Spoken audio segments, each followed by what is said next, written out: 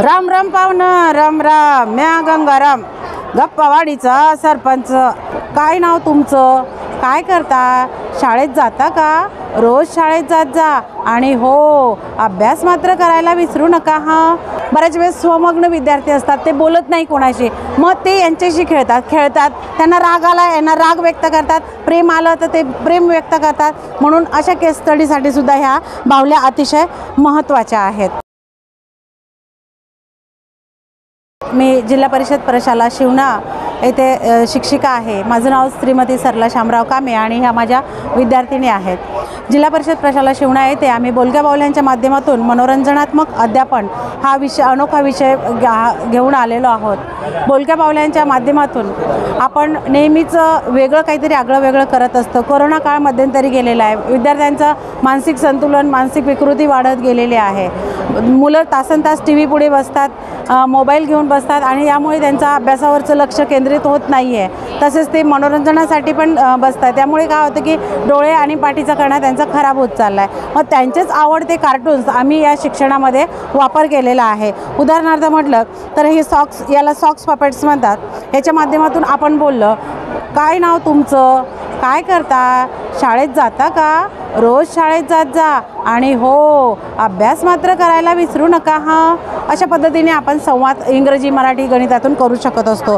त्याचप्रमाणे देशव्यापी समस्यांचं जनजागरण करण्यासाठी या पद्धतीने मी मोठ्या बाहुल्यांचा वापर करत असते. हा बोलका बाहुला गंगाराम. राम राम पाहुणं, राम राम. म्या गंगाराम, गप्पावाडीचा सरपंच. आदर्श सरपंच आहे बरं का आपण. आणि गावाला सरपंचाच्या सगळ्या जेवढ्या योजना आहेत तेवढ्या खेचून आणतो आम्ही. आणि हो, तुम्हाला माहिती का, आमच्या गावाला पंतप्रधान मोदी साहेबांनी बक्षीससुद्धा दिलं आदर्श सरपंच आणि आदर्श ग्रामपंचायतचं. हागणदारी मुक्त, स्वच्छ भारत अभियान, बेटी बचाव बेटी पढाव, अंधश्रद्धा निर्मूलन, या समध्या गोष्टी योजना आम्ही आमच्या गावात राबवतो. म्हणजे अशा पद्धतीने आम्ही बोलक्या बाहुल्यांच्या माध्यमातून देशव्यापी समस्यासुद्धा जनजागरण करत असतो. हा असा स्टेज वापरला जातो.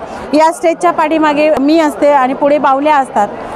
पोक्सोसारखे जे कायदे आहेत, या पोक्सो कायदा मुलींवर होणारे अत्याचार, स्त्रीभ्रूण हत्या यांसारख्या याचा आपण ड्रामा करून मुलांना समजवलं तर मुलींना ते जास्त प्रमाणात पटत असतात. त्याचप्रमाणे मनोवैज्ञानिक दृष्टिकोनातून आम्ही जे विशेष गरजा असलेले मुलं आहे, मतिमंद, गतिमंद, विकलांग मुलं, यांच्यामध्ये न्यूनगंड निर्माण झालेला असतो. हे सहसा इतर मुलांशी एकत्र होत नाही. मग अशा मुलांना जर आपण या अशा बाहुल्या खेळायला दिल्या तर या बाहुल्यांच्या माध्यमातून ते व्यक्त होतात.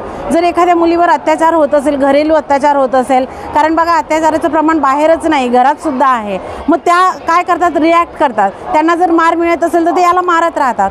त्यांना जर कुठेतरी चिमटा काढला जात असेल, त्यांच्या नको असलेल्या भागांना स्पर्श केला जात असेल तर त्यात त्रासिक होतात आणि या बाहुल्यांना काय करतात, टच करतात आणि त्या पद्धतीने हे करतात. म्हणजे आपल्याला त्यांची केस स्टडीसुद्धा करता येते. बऱ्याच वेळेस स्वमग्न विद्यार्थी असतात, ते बोलत नाही कोणाशी, मग ते यांच्याशी खेळतात. त्यांना राग आला, यांना राग व्यक्त करतात, प्रेम आलं तर ते प्रेम व्यक्त करतात. म्हणून अशा केस स्टडीसाठी सुद्धा ह्या बाहुल्या अतिशय महत्त्वाच्या आहेत. अशा मी एकूण 65 प्रकारच्या बाहुल्या बनवलेल्या आहेत आणि वेगवेगळ्या विषय, गणित, मराठी, इंग्रजी, इतिहास, भूगोल या सगळ्या विषय ड्रामा पद्धतीने शिकवलं जातं, मनोरंजनात्मक अध्यापन केलं जातं. त्याचप्रमाणे देशव्यापी समस्यांचं सुद्धा जनजागरण केलं जातं. आता इथे आपण मेळाव्यात आलेलो आहे. हे सगळ्या मुली काय करतायत की मुली गावकऱ्यांना, शेतकऱ्यांना, शिक्षकांना आणि विद्यार्थ्यांना माहिती देत आहे. या कशा पद्धतीने बनवल्या जातात, कशा पद्धतीने त्या हाताळायच्या असतात. अतिशय साधी आणि सोपी. आता ह्या मुली आहेत दोघं. आम्ही तुमचा कार्यक्रम बघायला आलो आहोत. अरे वा वा, कृषी मेळाव्यात आले वाटतं. काय नाव तुझं? माझं नाव रंगीला. तुझं नाव काय? माझं नाव निळू. तुझं नाव काय रे? माझं नाव लालू. अरे वा, छान. पण रोज शाळेत जायचं बरं, अभ्यास करायचा बरं. हो, आम्ही रोज शाळेत जातो आणि अभ्यासही रोज करतो. हुशार आहात तुम्ही. Bye bye. म्हणजे सर, असं छोटासा आपण ड्रामा केला. अशा पद्धतीने या बोलक्या बाहुल्यांच्या माध्यमातून आपण काय करत असतो, शिकवत असतो. म्हणजे मुलं स्वतः हाताळतात.